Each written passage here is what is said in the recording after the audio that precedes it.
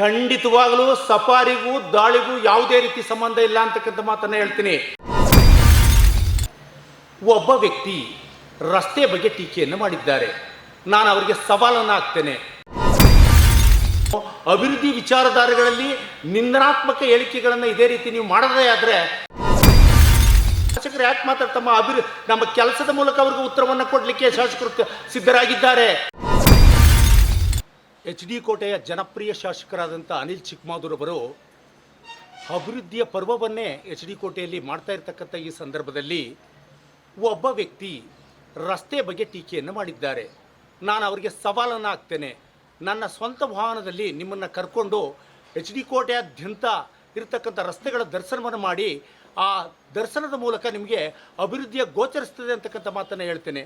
ಜೊತೆಗೆ ಏನಿವತ್ತು ಶಾಸಕರ ಪೂರ್ವ ಮತ್ತು ನಂತರದಲ್ಲಿ HD ಕೋಟೆಯ ರಸ್ತೆ ಹೇಗಿತ್ತು ಅಂತಕ್ಕಂಥದ್ದನ್ನು ನೀವು ಅವಲೋಕನವನ್ನು ಮಾಡಿದಾಗ ನಿಮಗೆ ಅಭಿವೃದ್ಧಿ ಗೆದ್ದು ಕಾಣುತ್ತೆ ಅಂತಕ್ಕಂಥ ಮಾತನ್ನು ಆ ಟೀಕೆಕಾರರಿಗೆ ಹೇಳಲಿಕ್ಕೆ ಬಯಸ್ತೇನೆ.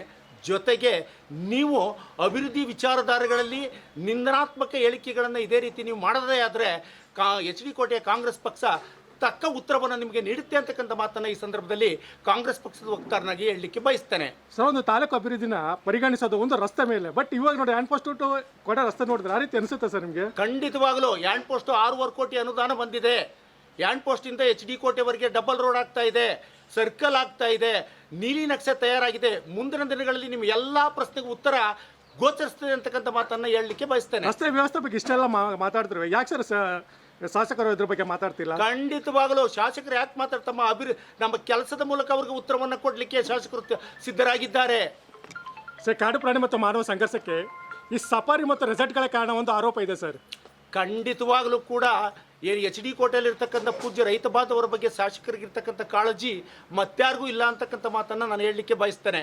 ಒಂದು ಪ್ರಾಕೃತಿಕ ವೈಪರೀತ್ಯದಿಂದ ಹುಲಿ ದಾಳಿ ನಡೆದಂಥ ಸಂದರ್ಭದಲ್ಲಿ ಈ ತಾಲೂಕಿನ ಪೂಜ್ಯ ರೈತ ಬಾಂಧವರು ಅಕಾಲಿಕ ಮರಣವನ್ನು ಹೊಂದಿರತಕ್ಕಂಥ ಸಂದರ್ಭದಲ್ಲಿ ಅನಿಲ್ ಚಿಕ್ಕಮಾದೂರ್ ಸಾಹೇಬರು ತತ್ಕ್ಷಣ ಅವರ ಮನೆಗೆ ಹೋಗಿ ಸರ್ಕಾರದಿಂದ ಬರ್ತಕ್ಕಂಥ 2 ಲಕ್ಷವನ್ನು ಅವರ ಅಕೌಂಟ್ಗೆ ಹಾಕಿಸಿ, ಜೊತೆಗೆ ಒಬ್ಬ ಮನೆಯಲ್ಲಿರ್ತಕ್ಕಂಥ ಒಬ್ಬ ವ್ಯಕ್ತಿಗೆ ನೌಕರಿಯನ್ನು ಕೊಡಿಸಿ, ಕುಟುಂಬದಲ್ಲಿರ್ತಕ್ಕಂಥ ಪೂಜ್ಯ ಮಹಿಳಾ ಹೆಣ್ಣು ಮಕ್ಕಳಿಗೆ ನಾನು ಸಂಪೂರ್ಣ ವಿದ್ಯಾಭ್ಯಾಸದ ಖರ್ಚನ್ನು ವಹಿಸ್ಕೊಂಡು ನಿಮ್ಮ ಉಜ್ವಲ ಭವಿಷ್ಯವನ್ನು ರೂಪಿಸ್ತೀನಿ ಅಂತಕ್ಕಂಥ ಮಾತನ್ನು ಹೇಳ್ದಂಥ ಶ್ರೇಷ್ಠ ಶಾಸಕರು ಅನಿಲ್ ಚಿಕ್ಕಮಾದೂರ್ ಸಾಹೇಬರು.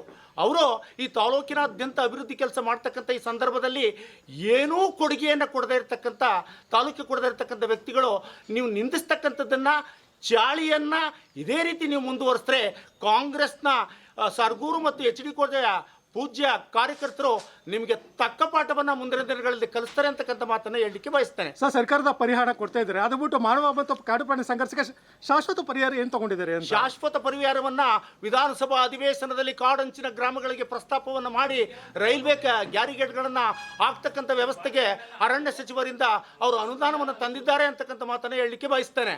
ಸರ್, ಇದು ಆಕಸ್ಮಿಕ ಏನೋ ಗೊತ್ತಿಲ್ಲ, ಒಟ್ಟು ಸಫಾರಿ ಸ್ಥಗಿತ ಬಳಿಕ ಯಾವುದೋ ಒಂದು ಮಾನವನ ಮೇಲೆ ಒಂದು ಕಾಡು ಪ್ರಾಣಿಗಳ ಅಟ್ಯಾಕ್ ನಡೆದಿಲ್ಲ. ಅದನ್ನೇ ಮುಂದವಾಗಿ ಇಟ್ಕೊಂಡು ಕೆಲ ರೈತ ಸಂಘಟನೆಗಳು ಸಫಾರಿ ಸ್ಥಗಿತಗೊಂಡಿದ್ರಿಂದ ಈಗ ಆ ರೀತಿ ಅನಾಹುತ ಆಗಿಲ್ಲ. ಈಗ ಸಫಾರಿ ಪುನರಾರಂಭ ಮಾಡಿದ್ರೆ ಮತ್ತೆ ಮಾನವನ ಮೇಲೆ ದಾಳಿ ಮಾಡಿದ್ರೆ ಯಾರು ಹೊಣೆ ಅನ್ನೋ ಒಂದು ಕ್ವಶನ್ ಇಡ್ತಿದ್ದಾರೆ. ಖಂಡಿತವಾಗಲೂ ಸಫಾರಿಗೂ ದಾಳಿಗೂ ಯಾವುದೇ ರೀತಿ ಸಂಬಂಧ ಇಲ್ಲ ಅಂತಕ್ಕಂಥ ಮಾತನ್ನು ಹೇಳ್ತೀನಿ. ಇವತ್ತು HD ಕೋಟೆಯಲ್ಲಿ ಇರ್ತಕ್ಕಂಥದ್ದು ಒಂದೇ ಸಂಪತ್ತನ್ನು ವಿದೇಶದಿಂದ ಬಂದು ಸಫಾರಿಯ ಮೂಲಕ ನೋಡ್ತಕ್ಕಂಥ ಸದಾವಕಾಶವನ್ನು ಜನತೆ ಕೊಟ್ಟಿದ್ದಾರೆ. ಜೊತೆಗೆ HD ಕೋಟೆಯ ಜನಪ್ರಿಯ ಶಾಸಕರು ವಿಧಾನಸಭಾ ಅಧಿವೇಶನದಲ್ಲಿ ಆಡಿರ್ತಕ್ಕಂಥ ಮಾತನ್ನು ಮತ್ತೆ ಹೇಳಲಿಕ್ಕೆ ನಾನು ಇಷ್ಟಪಡೋದಿಲ್ಲ. ಅವರು ಈ ಕ್ಷೇತ್ರವನ್ನು ಪವಿತ್ರ ಕ್ಷೇತ್ರ, ಪುಣ್ಯಭೂಮಿ ನನ್ನ ಕ್ಷೇತ್ರ ಹಾಗೂ ವನ ಸಂಪತ್ತನ್ನು ಹೊಂದಿರತಕ್ಕಂಥ ಕ್ಷೇತ್ರ ಅಂತಕ್ಕಂಥ ಮಾತನ್ನು ಹೇಳಲಿಕ್ಕೆ ಬಯಸ್ತೇನೆ. ಸರ್, ಆರಂಭದಲ್ಲಿ ಒಂದು ಮಾತಾಡ್ತಾರೆ ಮೇಲೆಯವರು, ಅಂದರೆ 15 ದಿನದಲ್ಲೇ ಅಕ್ರಮ ರೆಸಾರ್ಟ್ಗಳು ಏನಿದೆ ಅದನ್ನು ನಾನೇ ಮುಂದೆ ನಿಂತ್ಕೊಂಡು ಖುದ್ದಾಗಿ ಧ್ವಂಸ ಮಾಡಿಸ್ತೀನಿ ಅಂತ. ಕೆಲಸ ಆಗಿಲ್ವಲ್ಲ ಸರ್? ಯಾವುದು ಮಾಡಲ್ ಇರೋವೆಲ್ಲ ಯಾವುದು ಅಕ್ರಮ ರೆಸಾರ್ಟ್ಗಳೇ ಅಲ್ವಾ? ನಿಮ್ಮ ಪ್ರಶ್ನೆ ಸಮಂಜಸವಾಗಿದೆ. ತಾಲೂಕಿನ ಶಾಸಕರು ನ್ಯಾಯದ ಪರವಾಗಿದ್ದಾರೆ, ನ್ಯಾಯದ ಹಾದಿಯಲ್ಲಿ ನಡೀತಾ ಇದ್ದಾರೆ ಅಂತಕ್ಕಂಥ ಮಾತನ್ನು ಹೇಳಲಿಕ್ಕೆ ಬಯಸ್ತೇನೆ. ಅಲ್ಲ, ರೆಸಾರ್ಟ್ ಬಗ್ಗೆ ಏನು ಮಾತಾಡ್ತಿಲ್ಲ ಅಂತ. ರೆಸಾರ್ಟ್ಸ್ ಬಗ್ಗೆ ಅವ್ರು ಹೇಳಿದಾರಲ್ಲ, ಅವರು ತಾಲೂಕಿನಲ್ಲಿರ್ತಕ್ಕಂಥ ರೆಸಾರ್ಟ್ಸ್ಗಳ ನ್ಯಾಯದ ಪರವಾಗಿದ್ದಾರೆ ಅಂತಕ್ಕಂಥದ್ದನ್ನ ಖಡಕ್ಕಾಗಿ ಹೇಳಲಿಕ್ಕೆ ಬಯಸ್ತಾನೆ. ಅಂದ್ರೆ ತಾಲೂಕಲ್ಲಿರೋ ರೆಸಾರ್ಟ್ಗಳು ಯಾವುದು ಅಕ್ರಮಗಳಲ್ಲ ಅಂತ ನೀವು ಹೇಳ್ತಿದ್ದೀರಾ? ಖಂಡಿತವಾಗಲೂ ಅಕ್ರಮ ಇದ್ರೆ ಮುಂದಿನ ದಿನಗಳಲ್ಲಿ ಕ್ರಮವನ್ನು ಕೈಗೊಳ್ತಾರೆ. ಇಂತಹ ನೈಜ, ಇಂಟ್ರೆಸ್ಟಿಂಗ್ ಹಾಗೂ ಕ್ಯೂರಿಯಾಸಿಟಿ ಸುದ್ದಿಗಳು ನಿಮಗೆ ಸಿಗಬೇಕು ಅಂದರೆ ಇಂಡಿಯಾ ಫಸ್ಟ್ ಟಿವಿ ಸಬ್ಸ್ಕ್ರೈಬ್ ಮಾಡಿ.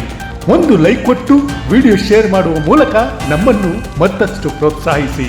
ಇಂಡಿಯಾ ಫಸ್ಟ್, ನಿರ್ಭೀತಿಯಿಂದ ನಿಮಗಾಗಿ.